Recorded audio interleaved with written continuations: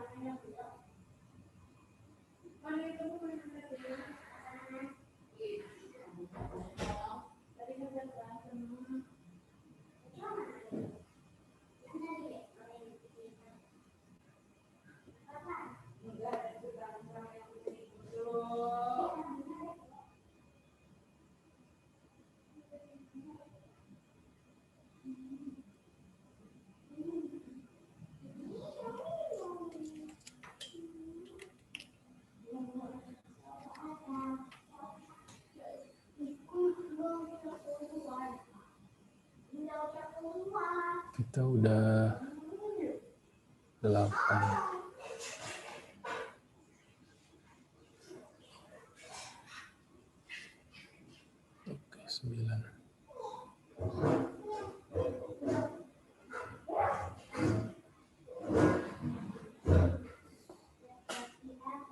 Baik, saya mulai aja ya sekarang ya. Assalamualaikum warahmatullahi wabarakatuh. Waalaikumsalam warahmatullahi wabarakatuh.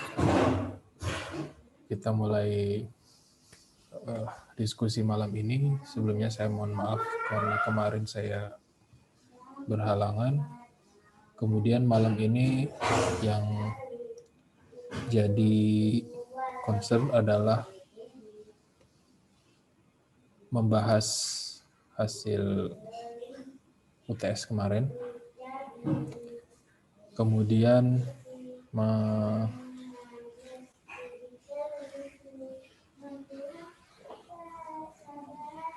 mencoba tools WK untuk menganalisis data, khususnya klasifikasi dan clustering.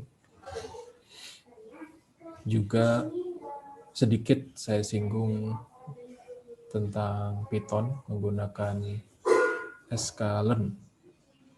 Jadi yang kemarin di pengolahan citra itu mudah-mudahan bisa menjadi dasar menggunakan Python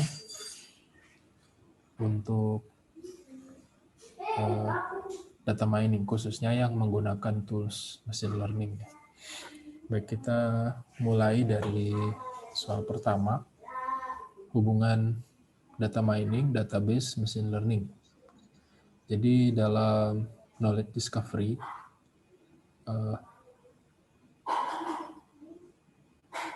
pencarian atau pendiscover pengetahuan dari data itu menunjukkan bahwa yang jelas database itu adalah sumber datanya, data mining adalah proses utamanya, dan machine learning adalah salah satu tools yang digunakan untuk mendiscover knowledge. Jadi toolsnya machine learning, database adalah sumber datanya, sumber mining, dan data mining adalah proses utamanya. Kemudian klasifikasi dan clustering. Klasifikasi itu ada kelasnya, clustering nggak ada. Jadi yang saya minta jawabannya adalah seperti itu. Tentu ada banyak versi, tapi yang ringkasnya seperti itu. Klasifikasi itu ada kelasnya, clustering nggak ada kelasnya. Keduanya sama-sama mengelompokkan data, tapi cara mengelompokkannya berbeda. Yang satu berbasis kelas, yang satu berbasis kemiripan karakter atau sifat. Berikutnya, jika dataset yang kita miliki direpresentasikan oleh nilai numerik, apakah algoritma yang digunakan untuk menganalisis data kategorikal bisa digunakan? Jadi maksudnya adalah ada algoritma yang digunakan untuk menganalisis data numerik dan data kategorikal. Nah, jika data yang kita miliki numerik, jadi tidak hanya direpresentasikan oleh nilai numerik, tapi nilai numerik itu memang punya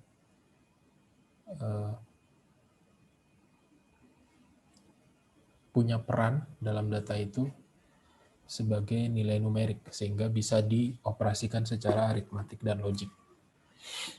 Nah, apakah data seperti itu bisa dianalisis menggunakan algoritma untuk menganalisis data kategorikal? Jadi di materi klasifikasi mungkin masih pada ingat contoh dataset yang waktu itu kita pelajari, data yang jumlahnya ada 14. Data itu menunjukkan karakter pelanggan dari sebuah toko, apakah dia membeli produk atau tidak berdasarkan usia, income, credit rating, dan statusnya sebagai student. Nah, kita bisa lihat bahwa data itu adalah data kategorikal, karena usia misalnya dinotasikan sebagai youth, middle age, dan senior. Kemudian credit rating ada yang fair, ada yang saya lupa, tapi isinya seperti itu. Nah, kalau data kita numerik, apakah bisa dianalisis menggunakan algoritma untuk data kategorikal? Jadi pada saat kemarin kita belajar dataset itu, algoritma yang kita pelajari adalah decision tree, salah satu contohnya, atau naive Bayes. Nah, apakah decision tree atau naive Bayes bisa digunakan untuk melakukan klasifikasi atau klasifikasi ya pada data seperti pada data numerik gitu, ini maksudnya. Nah, ini terkait dengan soal nomor 4 yang akan kita bahas nanti. Jadi kita lompat dulu sebentar. Di dataset ini, Parkinson's, itu nilainya atau datanya bernilai numerik. Ini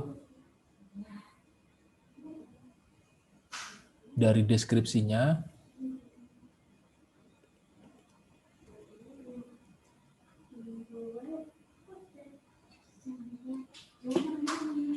ini ada penjelasannya. Jadi ada rata-rata frekuensi, maksimum frekuensi, minimum frekuensi. Ini semua merepresentasikan numerik. Jadi memang bisa dioperasikan secara numerik. Tapi kalau misalnya kode barang atau ID misalnya, itu meskipun representasinya numerik, dia tidak mencirikan numerik. Maksudnya dia tidak bisa dioperasikan secara numerik. Tidak punya arti lah kalau dioperasikan gitu. Jadi kita punya data numerik, kemudian di sini penjelasannya adalah kelas data ada di dalam kolom yang judulnya status. Di sini status itu ada di nih. Di sini kalau dia sehat berarti kodenya 1. Kalau dia Parkinson berarti kodenya 0. Nah, ini contoh data yang representasinya numerik, tapi dia tidak bisa dioperasikan secara numerik. Karena dia merupakan kode. Jadi 1 adalah kode untuk sehat, 0 adalah kode untuk sakit. Kita bisa ganti 1 dan 0 ini dengan angka berapapun, tapi fungsinya sama. Hanya sebagai simbol. Kemudian yang tidak bisa kita pertimbangkan juga nanti adalah nama, karena nama ini seperti identitas. Dia tidak mencirikan karakter sebuah data. Jadi bisa saja 2 atau lebih orang namanya mungkin sama, tapi dia tidak merujuk pada orang yang sama. Dan tidak perlu analisis. Nantinya pada saat kita akan menggunakan tools seperti WK, kolom nama dan identitas lainnya akan dibuang. Kemudian yang menjadi soal adalah apakah ada data yang apakah ada data di dalam satu kolom yang nilainya berbeda. Jadi satu kolom itu harusnya misalnya ini, numerik 0, lalu tiba-tiba ada satu sel itu nilainya jadi 100 misalnya, di sini 100. Gitu. Nah, yang di soal itu saya minta kalian untuk mengidentifikasi kejadian seperti itu. Jadi ada sel yang nilai datanya itu sangat menyimpang dari data-data yang lain. Kemarin ada yang bertanya, siapa kemarin yang bertanya ya? Ada data yang berbeda dalam skala tertentu kalau nggak salah. Nah, itu silahkan diambil keputusan apakah kita akan membuang data itu atau masih kita libatkan. Cara pertama adalah baca deskripsi data. Jadi, jika memang kita menguasai sumber datanya, tentu kita tahu variabel-variabel ini rentang nilai yang mungkin berapa. Sehingga kalau ada data yang nilainya di luar rentang yang mungkin, bisa kita abaikan. Misalnya kalau ada data tentang suhu ruangan, yang ruangan itu diperuntukkan bagi orang bekerja, maka tidak mungkin jika temperatur dari ruangan tersebut misalnya 50 derajat Celcius. Tapi kalau itu lab yang di situ bukan orang yang bekerja, mungkin saja. Bahkan lebih dari itu pun mungkin. Tapi kalau di situ ada orang yang bekerja, tidak mungkin ada nilai seperti itu. Jadi ada deskripsi tentang rentang nilai yang mungkin, sehingga dari itu kita bisa menentukan apakah data tersebut kita abaikan atau tidak. Kemudian kalau kita memang tidak punya pengetahuan, ya kita putuskan saja, karena memang itu di luar kemampuan kita. Apakah dilibatkan atau kita abaikan, kita buang. Jadi tidak ada benar salah di sini ya.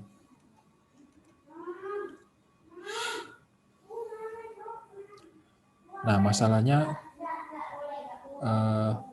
data yang nilai data yang di dalamnya ada sel, yang di sel itu nilainya di luar rata-rata, di luar umumnya data yang lain. Nah, saya memperkenankan untuk menghapus seluruh kolom atau seluruh baris. Ya, ini punya dampak juga.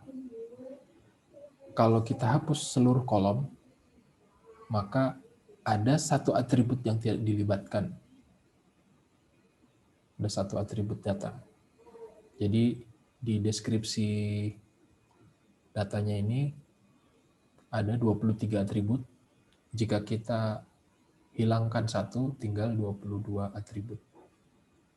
Nah, jika kebetulan kolom tersebut atau atribut tersebut sangat signifikan dalam mengelompokkan data, maka tindakan menghapus satu kolom tersebut bisa sangat fatal. Tapi kalau kita hapus satu baris, maka kita tetap punya 23 atribut seperti data sebelumnya, meskipun ada data yang kita abaikan, tapi tidak sesignifikan kita menghapus kolom. Jadi maksud saya memberikan soal ini adalah untuk mempelajari data, karakter datanya seperti apa, supaya bisa kita lakukan analisis dengan baik. Karena sangat mungkin di dataset yang kita miliki itu ada sel-sel yang nilai datanya sangat di luar kewajaran lah, di luar umumnya nilai data di kolom tersebut. Kemudian saya minta pisahkan kolom judul, kolom dengan judul name dan status. Ini karena status adalah kolom kelas dan name adalah identitas yang tidak bisa digunakan untuk mengenali data. Di semua kolom yang tersisa, normalkan nilai yang ada pada dataset tersebut. Jadi menormalkannya saya beri opsi seperti yang ada di slide ini. Bisa dengan batas 0 dan 1 seperti yang umum dilakukan pada normalisasi, atau dengan pendekatan yang lain. Jadi di sini agak berat, tapi kalau dikerjakan dengan spreadsheet harusnya tidak terlalu berat. Jadi rentang nilai ini ada yang 100, ada yang 0,0, ini bahkan lebih, pangkat minus 5, ini kita buat menjadi di antara 0 dan 1. Kemudian kita akan lakukan clustering di sini. Seperti yang sudah kita lakukan di materi klasifikasi. Jadi setiap data itu akan kita hitung jaraknya dengan pusat klaster. Nah, yang menjadi kuncinya adalah data kita adalah data yang punya kelas. Ini adalah kelasnya. Sehingga penentuan nilai K harus berdasarkan pada kemungkinan nilai yang ada di kelas ini. Jadi di kelas ini hanya ada 2 nilai, 0 dan 1. Sehingga K-nya harus bernilai 2. Kenapa saya bilang harus, meskipun yang sedang kita lakukan adalah clustering? Karena data yang kita miliki memang terdiri dari 2 kelompok. Kita sudah punya informasi itu. Sehingga kita tidak perlu lagi menebak-nebak berapa jumlah atau berapa nilai K. Kemudian kita tetapkan pusat klaster. Silakan dipilih pusat klasternya itu data yang keberapa. Lalu setiap data itu dihitung jaraknya dengan pusat klaster yang kita tetapkan tadi. Nah, setiap data itu berarti setiap atribut di data itu ya. Jadi misalnya kita akan menggunakan data nomor 1 yang sedang saya sorot sebagai pusat klaster, dan data nomor harus dari kelas yang berbeda ya, nomor 36, karena kebetulan statusnya 0. Jadi ini yang punya Parkinson, yang ini yang tidak punya Parkinson. Jadi nanti setiap nilai atribut itu akan dihitung jaraknya dengan nilai atribut di dua pusat klaster tadi. Seperti yang sudah kita pelajari sebelumnya, kita bisa menghitung jarak dengan menggunakan L1 atau L2. Hasilnya akan menentukan data mana masuk sebagai anggota klaster yang mana. Tentu data 1 menjadi anggota dari klaster 1 karena data 1 kita asumsikan sebagai pusat klaster 1. Begitu juga dengan data yang ke-36. Karena data tersebut kita asumsikan menjadi pusat klaster 0. Gitu. Nah, di sini ada pertanyaan tambahan yang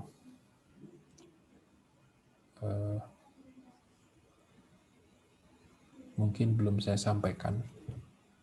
Ada perhitungan akurasi. Meskipun kita sedang menjalankan algoritma clustering, karena data yang kita miliki sudah punya informasi tentang kelas data, apakah dia sehat atau Parkinson, maka kita bisa menghitung akurasi. Bagaimana caranya? Jadi setelah kita menghitung jarak setiap data dengan pusat klaster,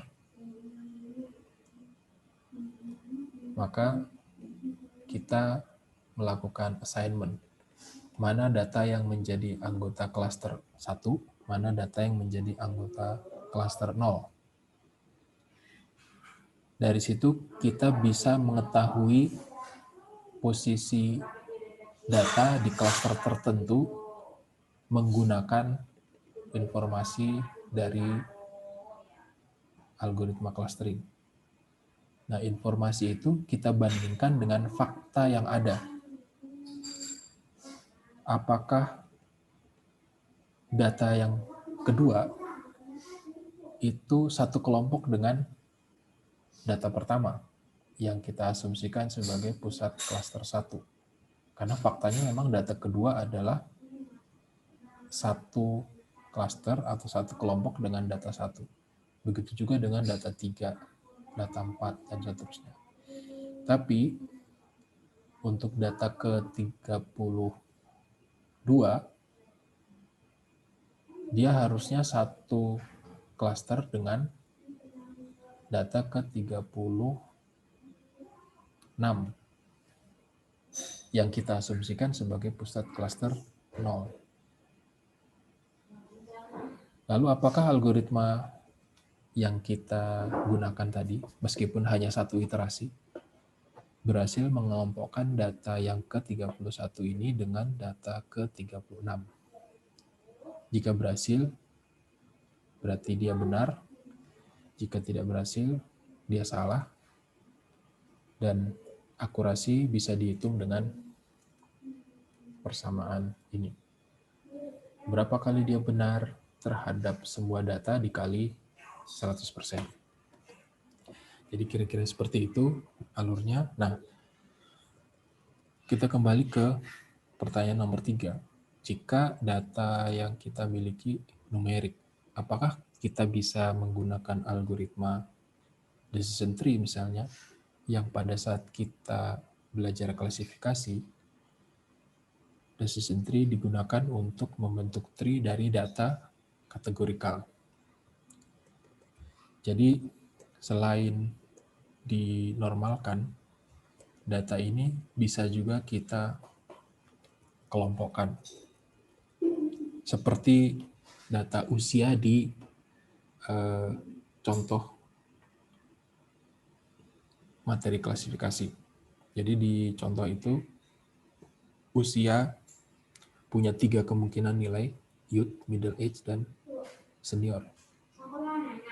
Meskipun youth realnya itu mungkin bisa 21, 22, 23 gitu. Nanti middle age bisa 35, 40 gitu. Atau senior bisa pada rentang tertentu, sehingga kita bisa membuat data yang tadinya numerik menjadi data kategorikal. Kategorinya tentu harus berdasarkan faktanya ya, bahwa memang dia dikelompokkan dengan cara seperti itu. Atau bisa juga jika kita tidak punya pengetahuan yang cukup tentang data yang kita sedang hadapi, kita bisa juga menggunakan rentang nilai yang berbeda dengan seharusnya. Meskipun kalau untuk contoh usia tadi, saya juga belum tahu dasarnya apa seseorang itu dikelompokkan pada usia youth, middle age, senior. Sehingga pada kasus tertentu memang kita bisa bebas-bebas aja menentukan akan ada berapa kelompok dalam rentang nilai ini. Gitu. Kalau misalnya ini frekuensi, bisa aja rentang nilainya jadi rendah, sedang, tinggi. Tapi rendah itu dari berapa sampai berapa, ya mungkin kita bisa bagi. Yang paling besar berapa, paling kecil berapa, kemudian kita bagi menjadi 3. Jadi jawabannya bisa. Data numerik dianalisis menggunakan algoritma yang tadinya ditujukan bagi data kategorikal. Tapi ini tidak berlaku sebaliknya ya. Karena data kategorikal, jika kita hanya mendapatkan informasi tentang kategorinya saja, kita tidak tahu usia youth itu realnya berapa. Karena youth itu adalah rentang nilai usia tertentu. Kalau informasi yang kita dapat hanya youth, maka nilai realnya kita tidak tahu. Sehingga kita tidak bisa menggunakan algoritma untuk data numerik seperti kemarin kita pelajari SVM, NN untuk menganalisis data kategorikal. Meskipun data kategorikal tadi berisi nilai numerik. Jadi saya pernah ketemu, mungkin saya pernah cerita juga, ada sebuah artikel yang melakukan perhitungan secara numerik terhadap data yang semestinya kategorikal. Tapi kategori-kategori tadi kemudian di-convert entah dengan dasar apa, sehingga nilainya numerik. Nilai numerik itu kemudian dioperasikan secara aritmatik. Memang bisa dioperasikan tambah kurang kali bagi, tapi secara fisik tidak ada artinya. Gitu. Jadi itu jawabannya. Nomor 3 intinya bisa, tapi tidak untuk kebalikannya. Nah, sampai di sini ada pertanyaan, silakan.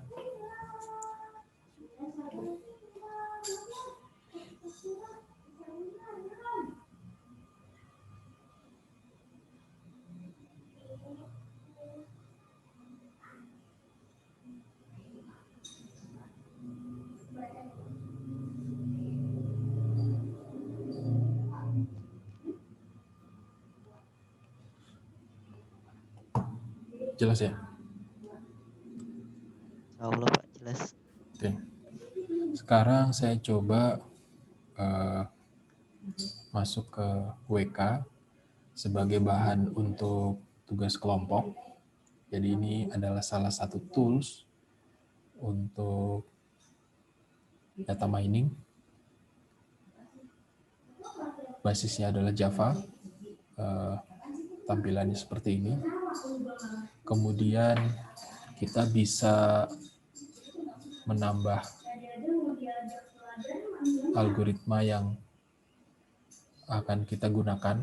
Jadi WK ini semacam wadah yang di dalamnya bisa kita lakukan analisis dengan berbagai metode atau algoritma. Jadi pada saat dia diinstal pertama kali, tidak semua algoritma ini terinstall. Sehingga pada saat akan digunakan, bisa saja algoritma yang ingin kita gunakan belum terinstall, sehingga kita perlu menginstal. Menginstalnya bisa dilakukan melalui menu ini, Package Manager, dan nanti akan muncul menu ini. Kita bisa pilih saja mana yang mau diinstal. Itu. Kemudian untuk melakukan analisis, kita bisa masuk ke menu Explorer. Kita pilih menu Explorer dan akan muncul dialog ini. WK itu pada saat kita install menyertakan beberapa dataset yang bisa kita gunakan untuk latihan.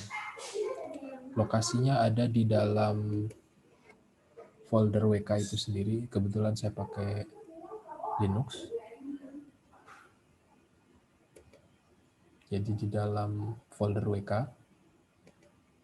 nanti ada folder data dan kita akan ketemu beberapa dataset untuk latihan. Dataset yang paling banyak digunakan sebagai latihan adalah Iris. Jadi Iris ini dataset yang terdiri dari 150 data. Ada 4 atribut dan 1 kelas. Kemudian nilainya, datanya numerik. Kemudian untuk melakukan klasifikasi, kita bisa klik tab Classify. Kemudian kita bisa pilih algoritma untuk melakukan klasifikasi. Kita coba tree.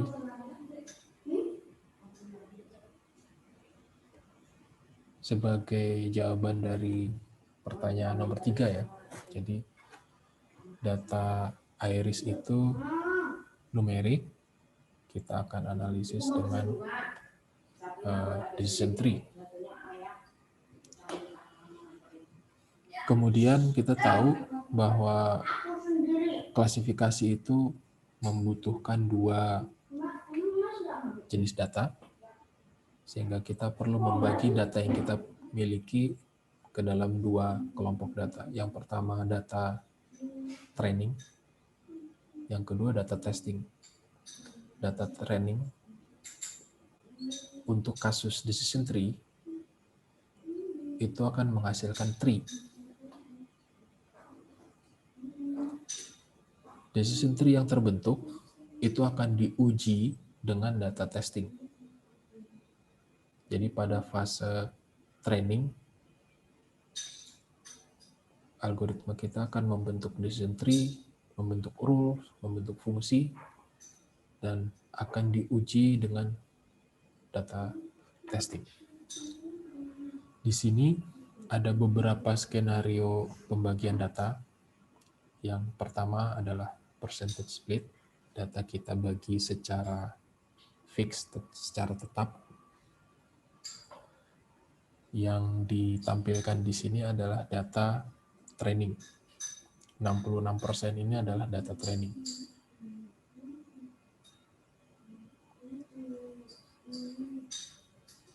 Oke, kita bisa lakukan klasifikasi. Hasilnya seperti ini. Akurasi 96%.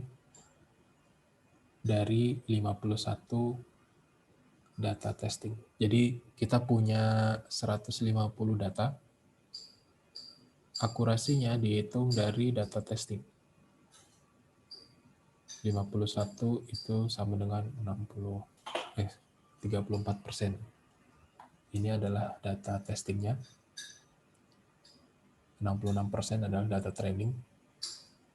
Data training ditambah data testing adalah 100%. Ada 2 data yang salah di klasifikasi. Jadi sistem menganggapnya ini data di kelas tertentu, sementara faktanya data yang 2 ini berbeda dengan kelas yang dijawab oleh sistem. Jadi ini adalah matriks confusion-nya. Dari 51 data testing, itu ada 15 data dari kelas A, Iris setosa, ada 19 data dari kelas B, Iris versicolor, dan 17 data dari kelas C, Iris virginica. 2 data dari kelas Iris virginica ini salah dikelompokkan. Harusnya dia ada di kelas C, tapi oleh sistem dikelompokkan di kelas B. Dari mana taunya? Karena sistem akan menjawab data ini ada di kelas mana mengikuti decision tree yang terbentuk. Lalu dicocokkan lagi dengan faktanya. Apakah benar data ini berasal dari kelas Iris versicolor? Untuk 2 data ini ternyata tidak benar. Dan 96% ini adalah 49 dibagi 51 dikali 100%. Itu juga yang nanti akan digunakan di sini ya. Berapa kali dia menjawab benar sesuai faktanya. Kemudian berapa jumlah data pengujiannya. Untuk kasus ini semuanya ya. Semua data yang kita hitung jaraknya ke pusat klaster, karena ini clustering. Nah, untuk klasifikasi karena ada 2 tahap, tahap latihan, tahap belajar, dan tahap pengujian, tahap testing. Sehingga nilainya dilihat dari data testing. Ini skenario pertama, jadi hanya ada 2 kelompok data. Kelemahan mekanisme ini adalah bisa saja ada data-data dari kelas tertentu yang tidak sempat masuk dalam kelompok data training, tapi ketika diuji ada. Jadi mirip seperti kita belajar, ada bagian materi pelajaran yang tidak kita terima, tapi pada saat ujian muncul. Nah, jika kita serahkan ke aplikasi, ke tools, dia punya mekanisme sendiri untuk memastikan bahwa semua kelompok data terwakili. Tapi bisa saja ada beberapa data yang terlewat atau porsinya tidak seimbang. Jadi harusnya materi itu diwakili dengan sekian jam perkuliahan atau sekian banyak soal latihan, tapi ternyata yang diberikan cuma sedikit. Pada saat ujian muncul dalam jumlah yang banyak. Nah, untuk mengantisipasi itu kita bisa gunakan pendekatan cross-validasi. Di sini ada Bayesian faults. Maksudnya data kita akan dibagi menjadi 10 bagian.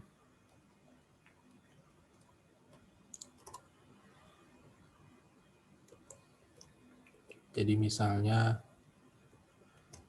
data kita seperti ini, kita bagi menjadi 10 bagian.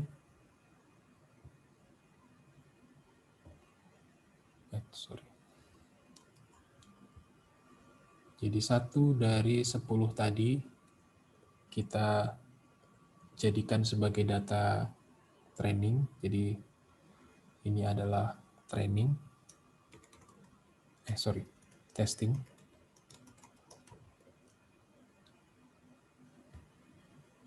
Yang ini training.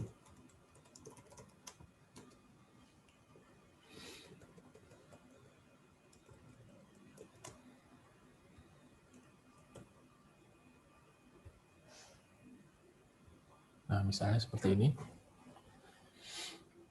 Skenario pertama, data kita bagi menjadi 10. 1/10 yang di sini, yang merah, itu jadi data testing, sisanya training. Dari sini kita ketemu akurasi. Sebut saja akurasi 1. Kemudian kita ubah skenarionya. 1/10 data yang kedua, di sini, itu jadi testing, sisanya training. Dari sini kita ketemu akurasi 2. Nah, kalau merah ini kita putar ke sini, ke sini, ke sini, maka akan ada akurasi-akurasi yang lain. Dari semua akurasi ini kita rata-rata. Rata-rata ini yang nantinya akan jadi rata-rata akurasi. Seperti apa contohnya? Ini kita coba lagi. Jadi data yang 150 akan kita klasifikasi dengan skenario cross validasi 10 volt.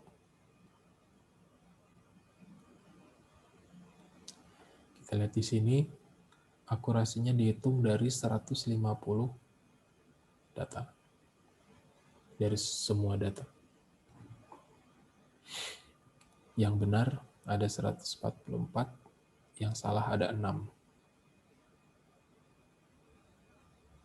Salahnya dari 2 kelompok, B dan C. Jadi harusnya, setiap kelompok ada salahnya ya. Di sini setiap kelompok ada salahnya. Kelompok A itu sempat 1 kali salah. Dia harusnya masuk kelompok A, oleh sistem dimasukkan ke B. Kemudian di kelompok B ada 3 yang salah dimasukkan. Jadi 3 ini harusnya di B dimasukkan ke C. Begitu juga dengan C harusnya ada 50, tapi ada 2 kali kesalahan pengelompokan. Harusnya dia di C dimasukkan ke B. Jadi total kesalahannya ada 6, 1, 3, 2, ini salah. Sementara sisanya yang diagonal ini benar. Jadi akurasinya 96%. Kalau kita bandingkan dengan ini, yang percentage split masih lebih baik. Sedikit lebih baik. Gitu. 2 opsi yang di bawah ini, yang tadi kita pelajari, itu data dibagi menjadi training dan testing oleh tools, oleh WK. Kita tidak ikut campur. Nah, 2 pendekatan berikutnya yang di atas, itu kita sendiri yang melakukan. Jadi sebelum dianalisis, kita sudah punya 2 data yang kita tahu, satu sebagai data training, satu sebagai data testing. Pastikan data training tidak lebih sedikit dari data testing. Karena logikanya belajar lebih banyak daripada ujian. Itu klasifikasi ya. Kalau clustering kita tidak perlu belajar, langsung lihat datanya. Jadi untuk klasifikasi kita bisa buat data training dan testing sebelum kita masukkan atau kita analisis dengan tools. Jadi jika kita pilih yang ini, maka 150 data yang kita open tadi akan jadi data training.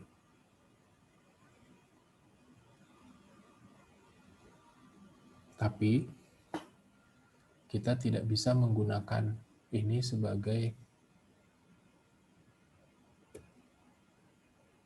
kita tidak bisa menggunakan hasil 98% ini sebagai akurasi dari sistem.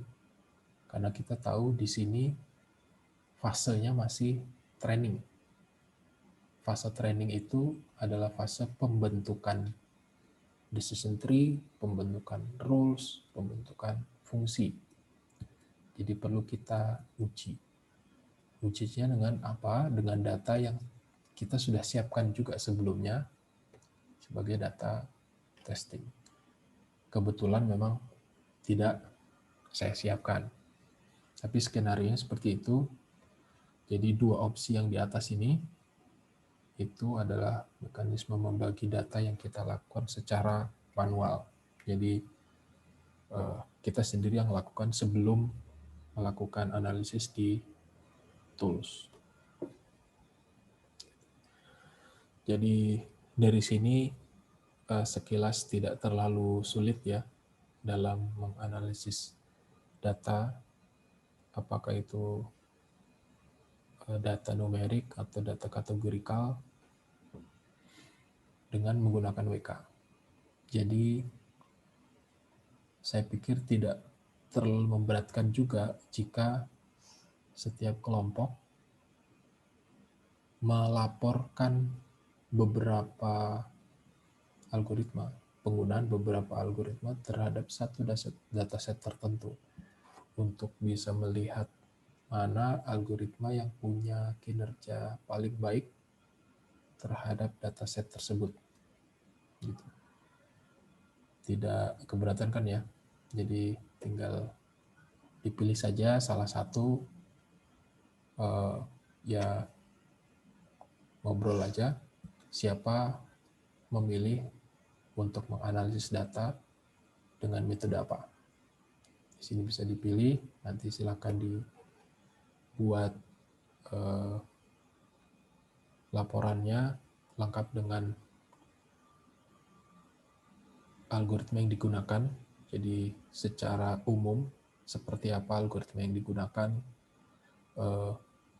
data apa yang dianalisis, apakah menganalisis data numerik atau kategorikal, dan seterusnya. Kemudian ini satu ya. Jadi di data mining yang sudah kita pelajari itu yang pertama klasifikasi, yang kedua clustering. Nah di clustering kita tidak punya asumsi data kita terdiri dari berapa kelompok. Jika faktanya data kita sudah memiliki informasi itu seperti ini, maka ini kita remove. Jika tidak, metode cluster akan menganggap kolom kelas tadi sebagai atribut. Dan dia akan dihitung jaraknya. Sama seperti mekanisme clustering, dihitung jaraknya terhadap pusat cluster. Meskipun ada metode clustering yang basisnya bukan jaraknya, ada yang kerapatan misalnya. Oke, sama seperti di klasifikasi, kita pilih algoritmanya. Saya akan tunjukkan Kamin seperti yang pernah dipelajari.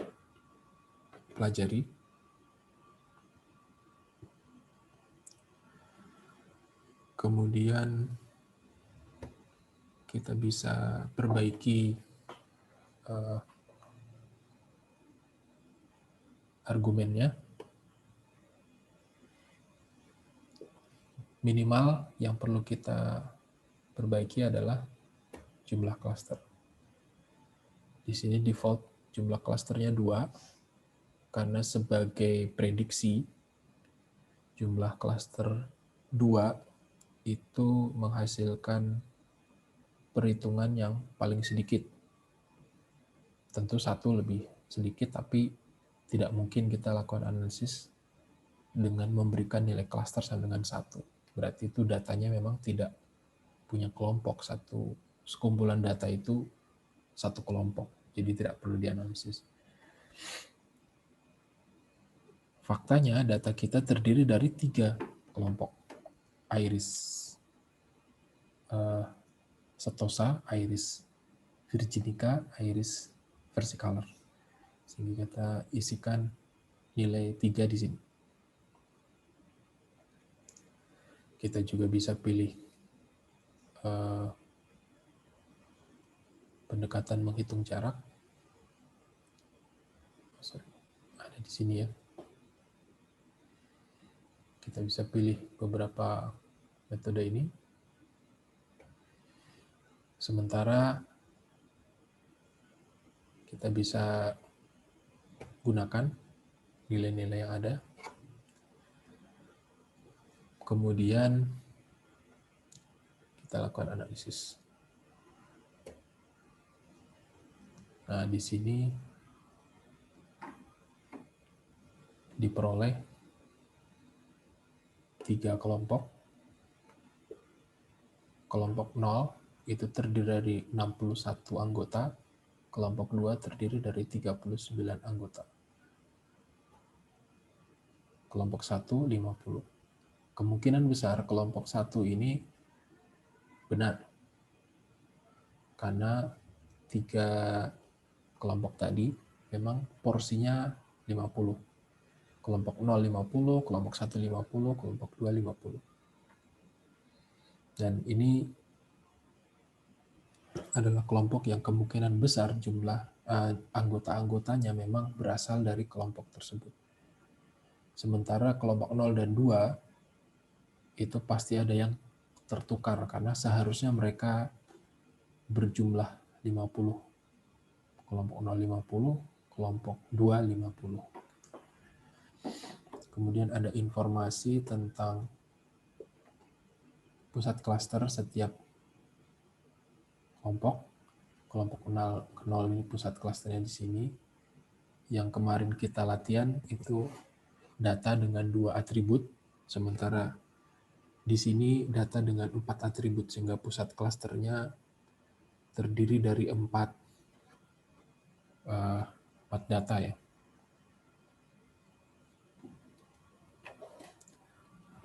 Begitu juga klaster 1 dan klaster 2. Terus terang saya belum tahu di mana kita bisa mendapatkan informasi tentang siapa aja sih 61 data yang ada di sini, 50 data yang ada di sini, dan 39 data yang ada di sini. Jika kita tahu siapa-siapa aja yang ada di kelompok atau di klaster ini, maka kita bisa melakukan perhitungan akurasi. Sehingga dari sini bisa disimpulkan bahwa kita bisa melakukan pengelompokan menggunakan algoritma clustering pada data yang sudah ada informasi kelasnya. Dan untuk mengujinya, kita bandingkan saja hasil pengelompokan oleh algoritma clustering dengan fakta sebenarnya. Jadi kita bandingkan 61 yang ada di sini ini siapa aja. Kemudian kita lihat satu-satu. 61 ini faktanya berasal dari kelompok apa saja. Nah, sayang saya belum tahu cara melihat hasilnya. Jadi 61 ini milik siapa aja. Saya belum explore terlalu dalam tools ini. Dan untuk yang bisa mengeksplor tentu akan sangat bermanfaat untuk teman-teman dari kelompok yang lain. Tapi konsepnya seperti itu, kita bisa melakukan analisis klasifikasi meskipun algoritmanya clustering. Tapi tidak bisa dibalik ya. Kalau data tidak punya kelas, tidak bisa kita analisis dengan algoritma decision tree, naive Bayes, SVM, neural network, itu nggak bisa. Data-data yang dianalisis dengan algoritma tadi haruslah data yang punya kelas. Iris setosa, iris versicolor, iris virginica. Sampai sini ada pertanyaan? Silakan.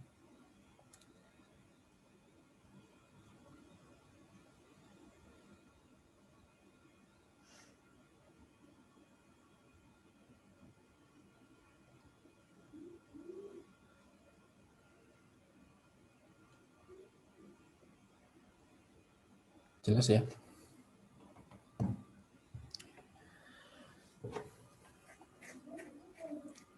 Oke, berikutnya saya mau share tools yang lain yang sedikit lebih manual ceritanya. Jadi kita bisa gunakan sebuah pustaka machine learning di Python yang namanya scikit-learn. Scikit ini setahu saya berasal dari scientific kit untuk machine learning. Karena ada pustaka serupa untuk image processing. Saya sudah sampaikan sebelumnya di kelas image processing. Kemudian sama seperti WK tadi, ada bagian klasifikasi. Ini dua ini sama. Klasifikasi, yang satunya clustering. Bedanya klasifikasi di sini adalah mengelompokkan data berdasarkan kelasnya, tapi ini memprediksi data memiliki nilai tertentu.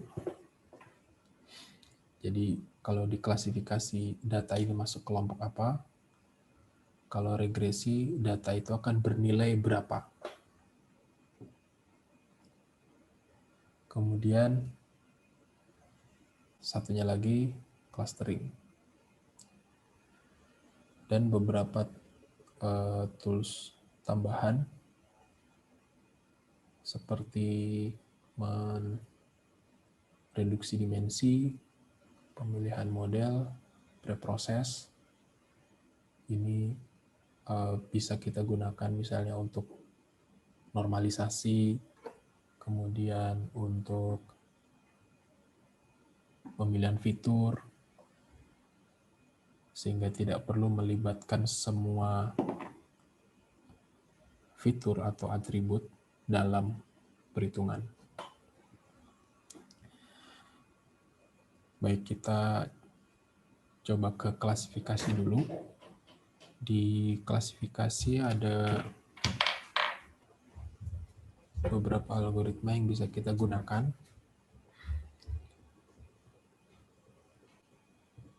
Kemudian saya sudah sempat membuat beberapa contoh.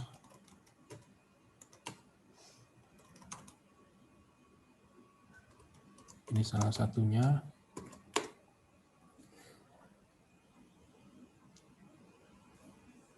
Jadi sintaksnya tidak terlalu, emang tidak berbeda ya, sama dengan apa yang pernah kita pelajari di scikit-image untuk pengolahan citra.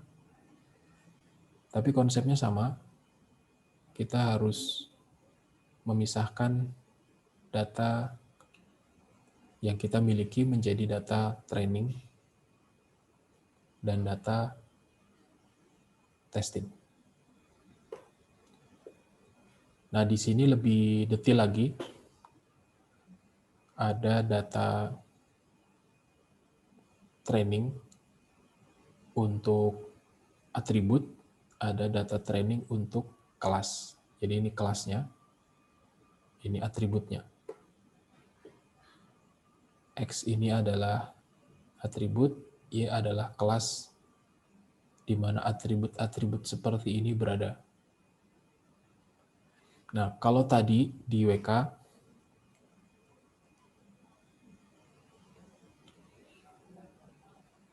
kolom terakhir harus kelas. Tapi kalau di scikit-learn, kita tidak perlu meletakkan kolom terakhir sebagai kelas. Kita bisa letakkan kolom kelas di kolom mana aja. Contohnya seperti di data Parkinson ini. Kolom kelasnya ada di kolom kesekian, di kolom R.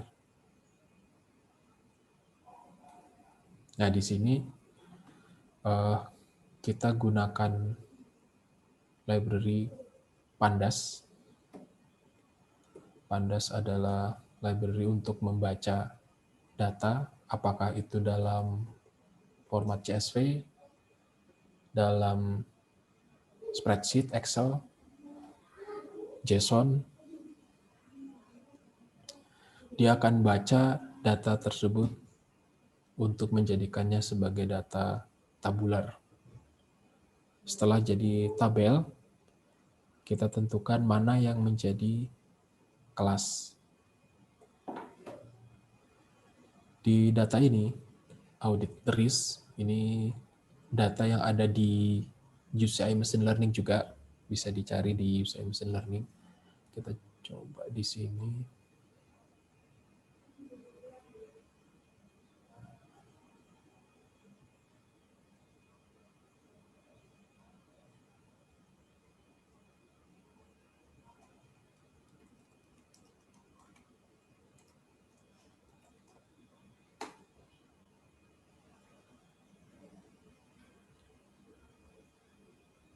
Nah, ini.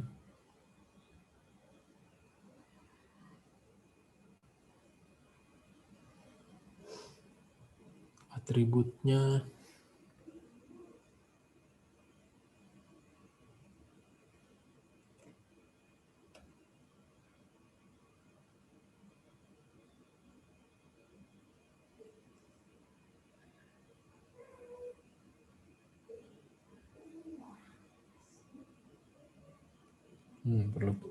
perlu dibuka ya, tapi oke. Jadi seingat saya ini datanya, audit data, kemudian kelasnya itu adalah kolom yang diberi label risk. Nah, kolom yang diberi label risk ini kita ambil dari seluruh dataset. Jadi datasetnya lengkap, sekian kolom. Tadi di sini ada 18 atribut. Nah, kolom yang header-nya risk kita keluarkan. Jadi kita punya dua data, yang satu atribut, yang satu kelas.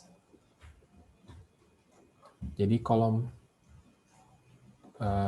dataset kelas ini yang diberi simbol Y1 itu hanya data satu kolom. Kalau aslinya ada 18 kolom, maka dataset sekarang tinggal 17 kolom. Kemudian kita bagi dengan pendekatan train, test, split. Di sini yang jadi argumen adalah dataset berupa atribut, data kelas yang satu kolom tadi, dan ukuran training testing. Kalau di WK, yang kita inputkan adalah persen data training.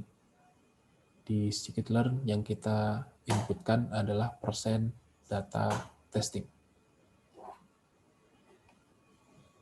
Di sini data testingnya 30%, maka data trainingnya 70%. Jadi skenario tetap sama, data yang kita akan analisis kita bagi menjadi data atribut dan data kelas. Karena di sini seperti ini mekanismenya, akan ada pembagian data atribut untuk training, atribut untuk testing. Kelas untuk training, kelas untuk testing.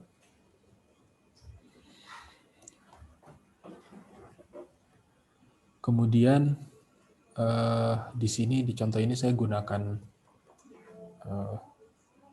SVM. SVC ini adalah support vector classifier classification. Support vector classification. Kita coba lihat di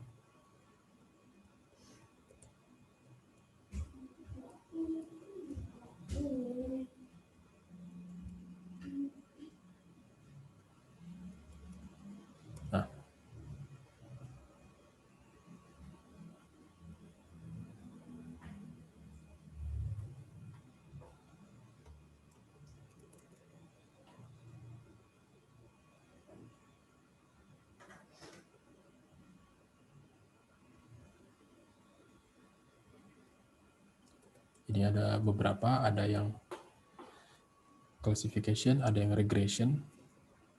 Dilihat dari namanya, ada yang C, ada yang R nanti. R itu untuk regression.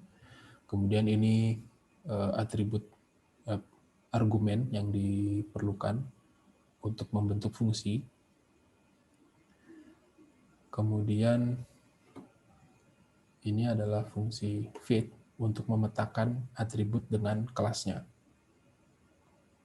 Jadi untuk scikit-learn itu fase pelatihannya menggunakan fungsi fit. Sementara fase testing menggunakan fungsi predict. Kita lihat yang di fit itu argumennya atribut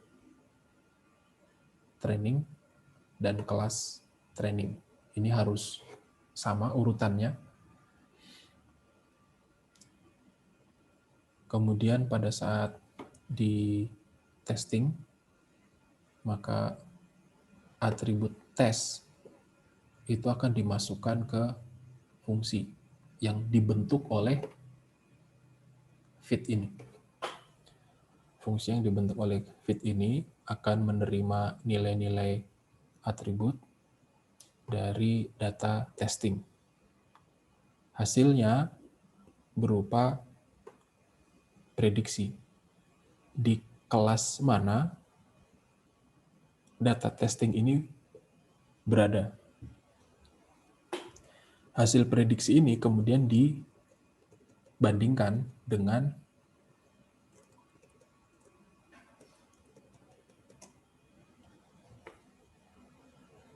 kolom kelas untuk testing. Jadi kita bisa membayangkan data ini kita bagi menjadi 4. Sebutlah seperti ini.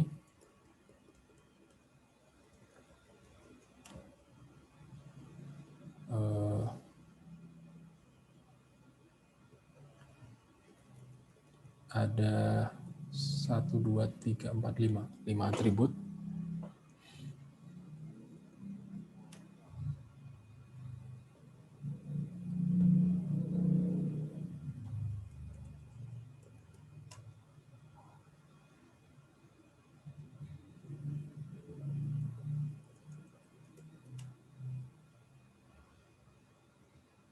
Nah, seperti ini.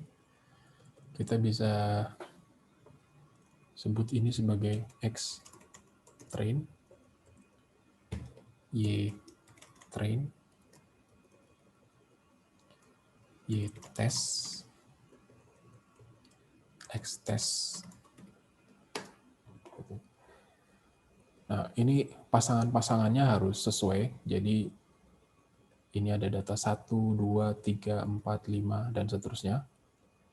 Data 1 ini atribut A1, A2, A3, A4, A5 kelas. Jadi A1, A2, A3, A4, A5 itu masuk kelas yang mana. Begitu juga data 2, A1, A2, A3, A4, A5 masuk kelas yang mana. Dari sini terbentuk fungsi, terbentuk decision tree, terbentuk rules, fungsi, decision tree, rules yang terbentuk, kemudian diuji. Data ke I, J, K. Jika dimasukkan data ke I, sistem akan menghasilkan apa di sini? Kita sebut saja ini ya.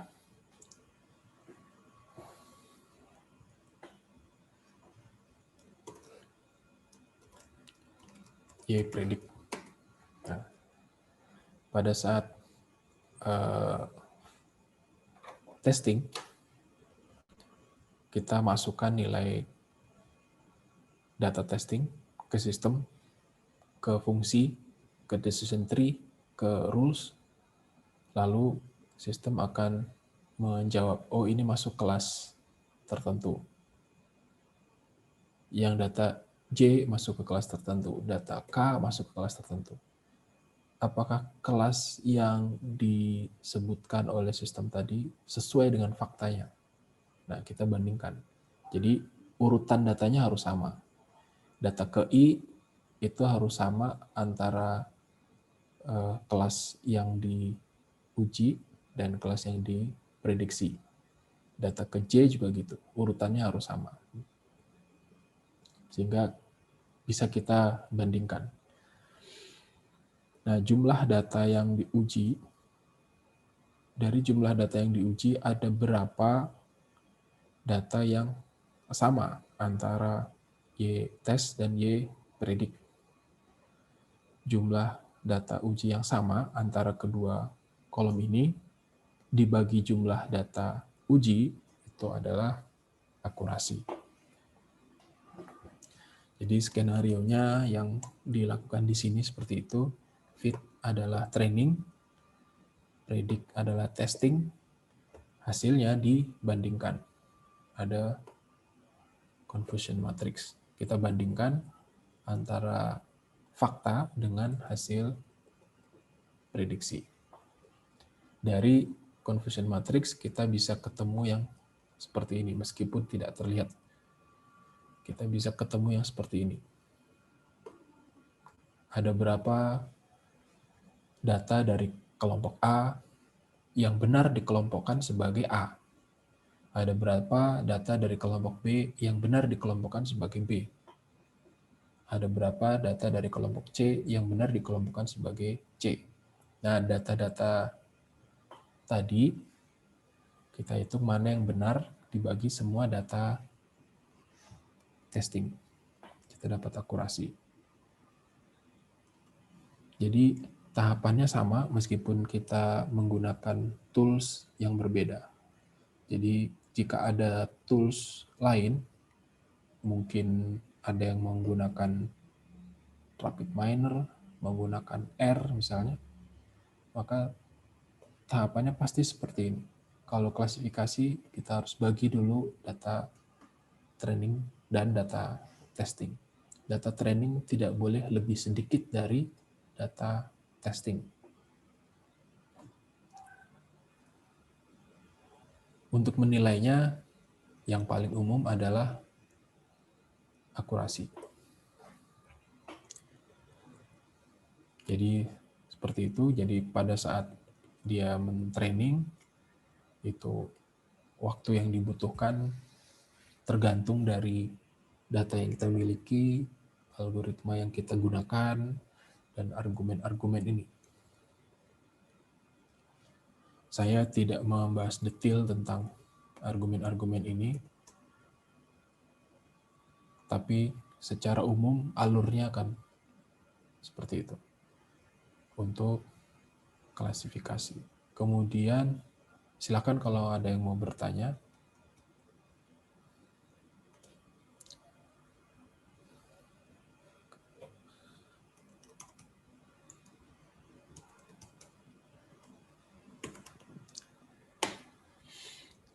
Kemudian saya juga buatkan contoh untuk clustering.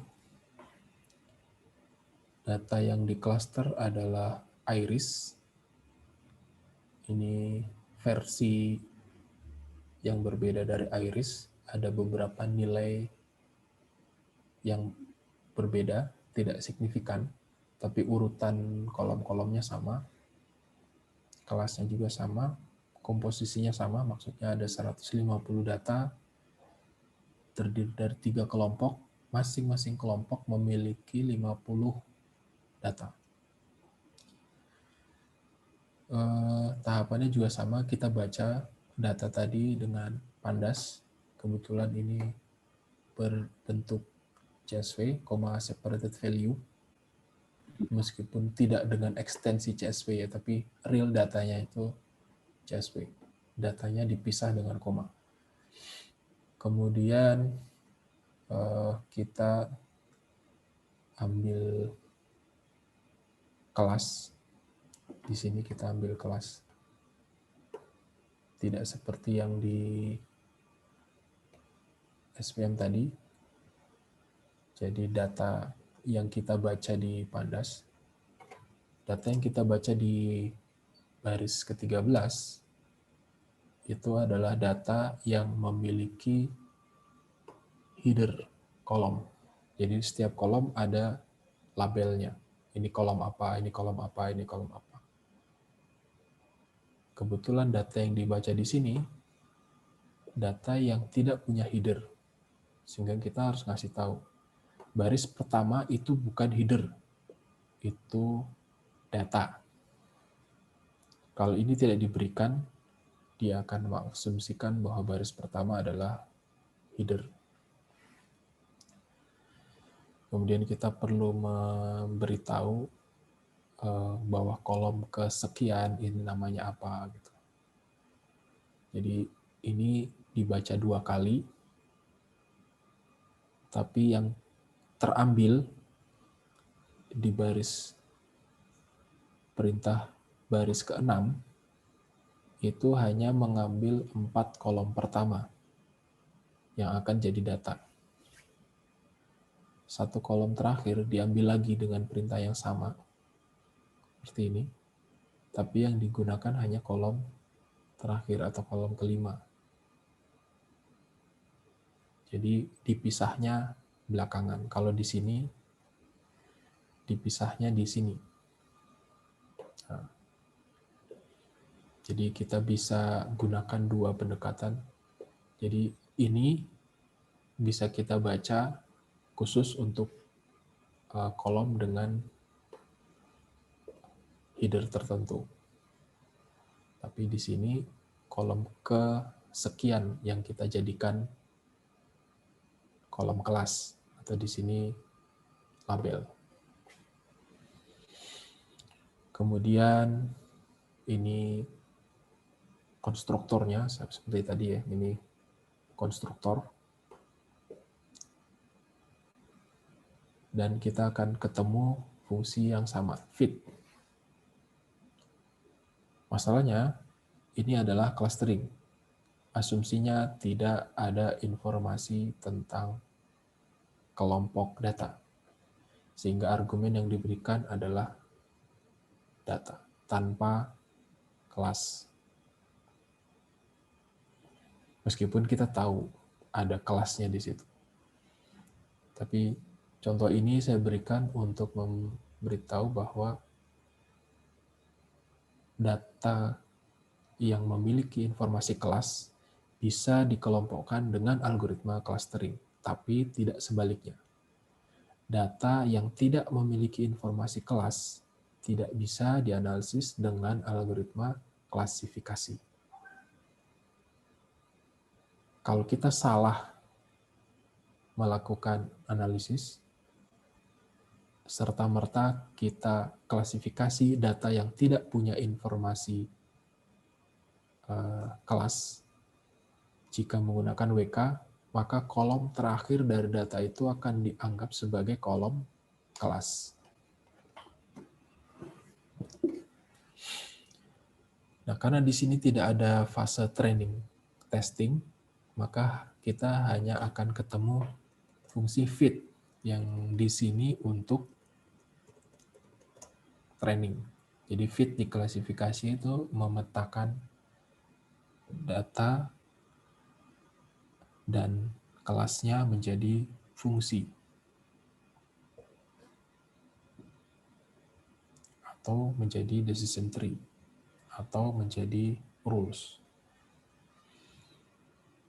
Sementara untuk clustering, fit ini mengelompokkan satu data dengan data yang lain yang sifatnya mirip. Setelah di fit, kita bisa nilai kualitasnya. Apakah dia layak menjadi klaster-klaster seperti itu. Kalau memang 3 klaster, anggotanya siapa aja, yang di sini kita bisa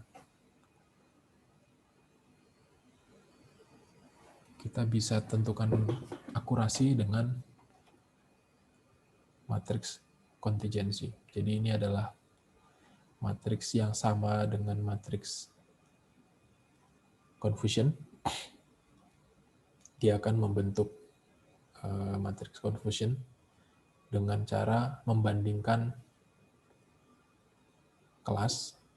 Jadi kita sudah pisahkan satu kelas yang berupa data array, satu dimensi, dengan beberapa elemen sebanyak jumlah data. Jadi kalau datanya 150, ada satu array berelemen 150, kemudian dia punya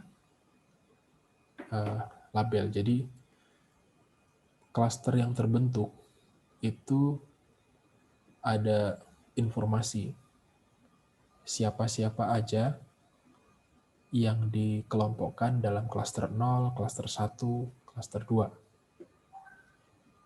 Di WK, di sini saya belum tahu siapa aja yang masuk ke dalam 61 ini. Data mana aja yang masuk ke kelompok yang 50 ini. Data mana aja yang masuk ke kelompok yang 39 ini. Tapi di scikit-learn, dia mencatat kalau masuk ke klaster 0, siapa aja data yang masuk ke sana, lalu dari informasi itu kita bisa bandingkan dengan urutan kelasnya. Data pertama, itu data siapa, dia masuk ke kelas mana. Data kedua, itu data siapa, masuk ke kelas mana. Nah, jika sama, berarti dia akan berkontribusi pada akurasi. Saya pernah mendokumentasi skrip tersebut di blog saya.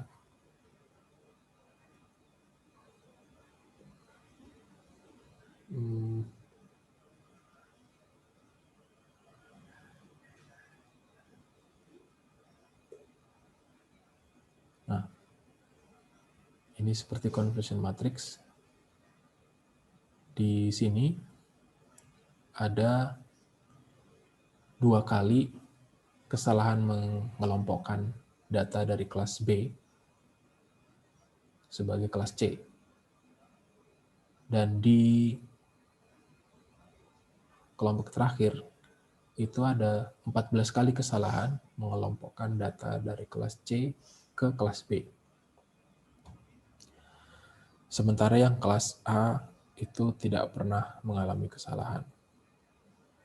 Nah, ini bisa kita perhatikan apakah dengan pendekatan scikit-learn, dengan tools scikit-learn atau dengan WK, kelas A selalu paling kecil kesalahannya. Salah 1, ini salah 3, ini salah 2. Ini benar semua, ini salah 2. Dan itu ternyata bisa dilihat secara visual.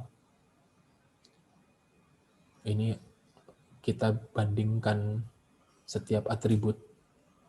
Jadi dari 4 atribut itu kita bisa buat 4 kali 4 plot.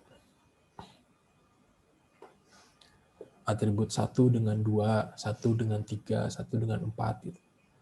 Dan kita bisa melihat seperti ini misalnya. Mudah-mudahan jelas. Jadi di sini ada plot yang berwarna biru. Itu secara posisi cukup jauh berbeda dibandingkan dengan data yang diplot di sini. Ini agak membaur, tapi di sini agak eksklusif. Kita lihat lagi yang lain. Ini juga di sini ngumpul eksklusif, sementara yang di sini membaur, nyampur.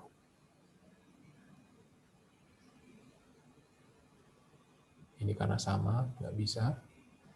Dia dengan dirinya sendiri, ini juga. Jadi dari sini kita bisa simpulkan bahwa sebenarnya kita bisa melihat distribusi data itu seperti apa sebelum kita lakukan analisis, sehingga kita bisa memperkirakan nanti akan ada kelas yang seperti ini karakternya.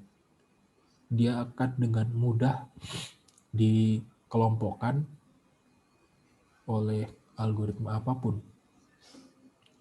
dan dikelompokkan dengan tepat. Tapi ada data-data yang seperti ini, dia sempat salah dikelompokkan, ini juga sempat salah dikelompokkan, ini juga sempat salah dikelompokkan.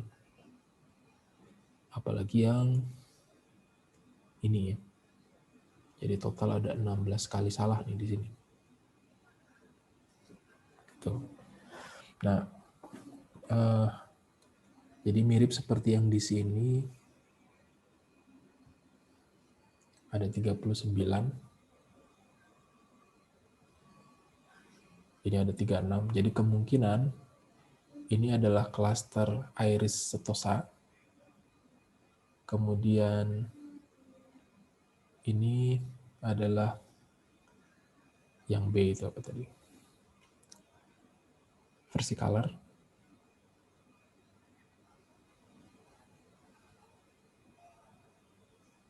Yang C adalah Virginica. Nah, Virginica ini yang di C. Jadi di Versicolor itu totalnya ada 51. Ini ada 49.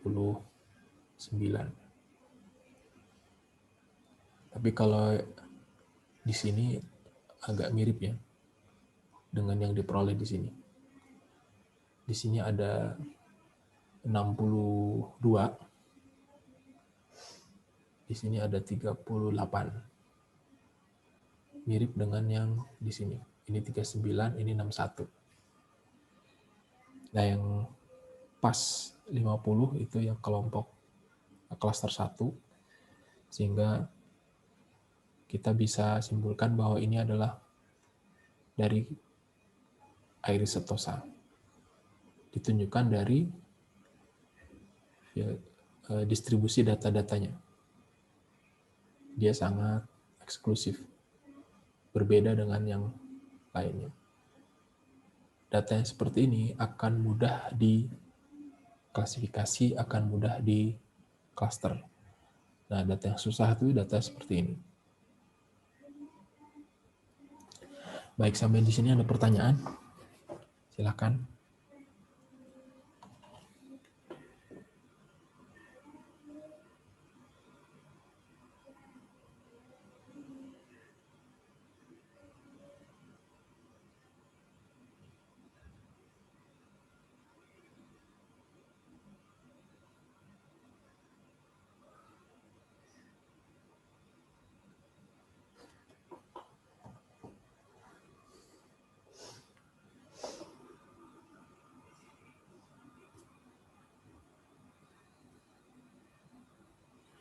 Jelas semua?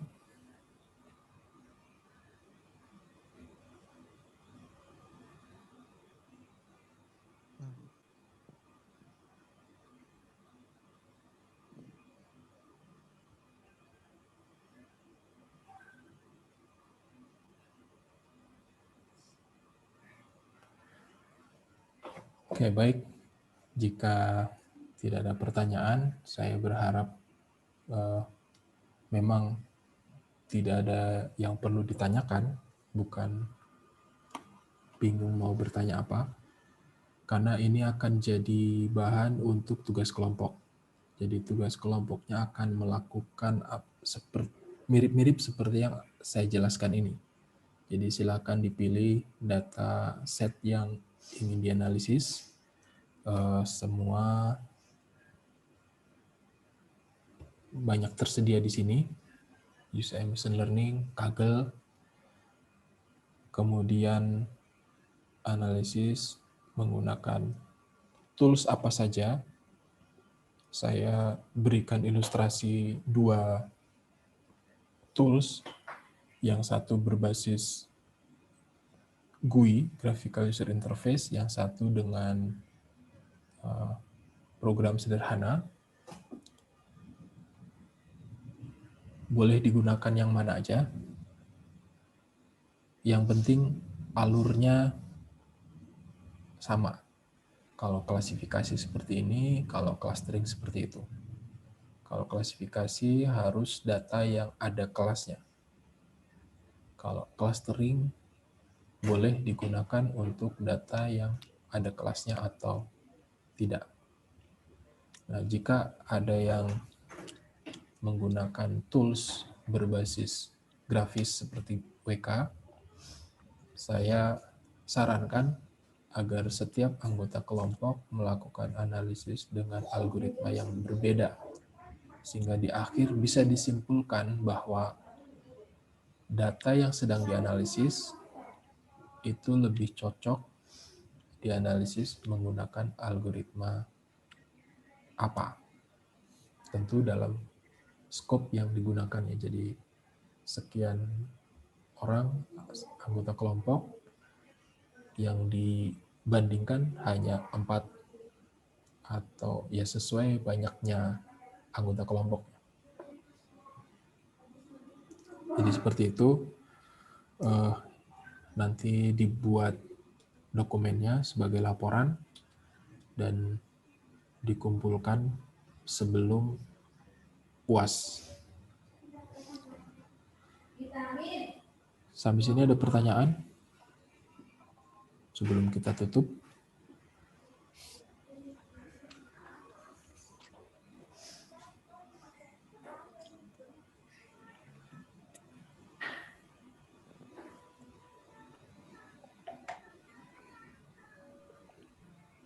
Nggak ada?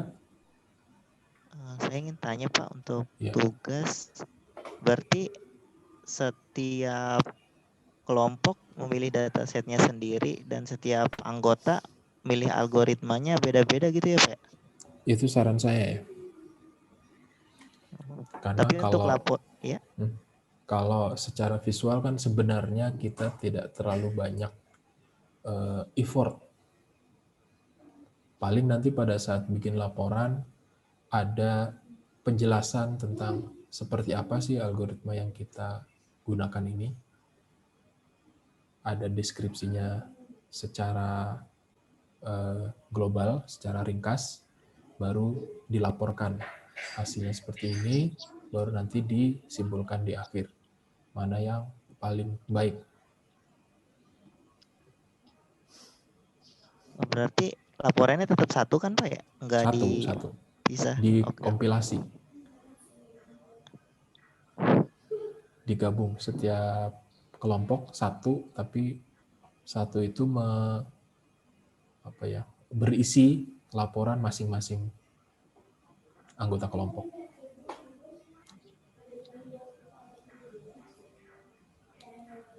Karena nanti misalnya ada yang menggunakan J48 misalnya, terus ada yang menggunakan bias, ada yang menggunakan SVM, ada yang menggunakan NN. Hasilnya seperti apa? Dikompilasi.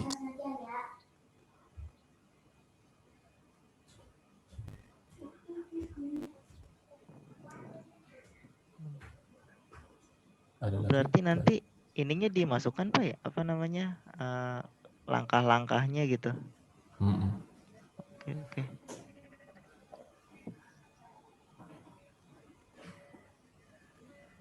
Ada lagi yang lain?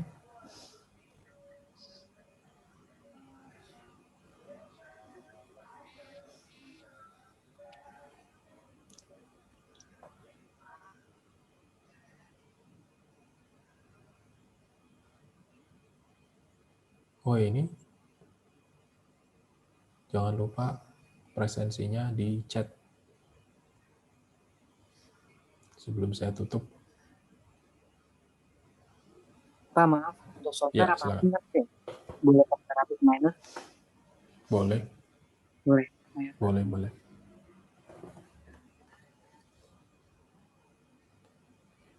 WK ini hanya ilustrasi saja, jadi tidak harus menggunakan tools. Buat saya tools sama aja.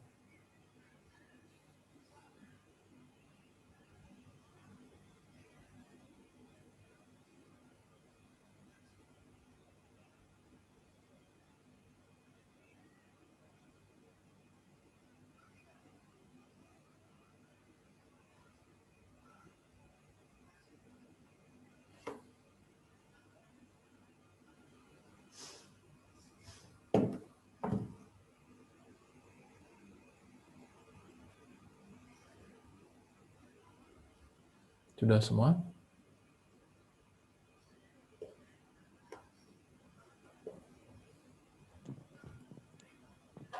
Oke, kalau udah,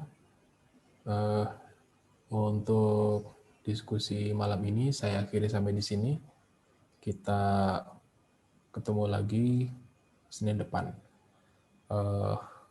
Nanti ruangannya di tempatnya sebelumnya ya, jadi kita kembali ke tempat sebelumnya. Ini hanya temporer saja, karena kemarin saya nggak bisa masuk. Oke, saya akhiri sampai di sini. Assalamualaikum warahmatullahi wabarakatuh. Waalaikumsalam warahmatullahi Waalaikumsalam wabarakatuh. warahmatullahi wabarakatuh.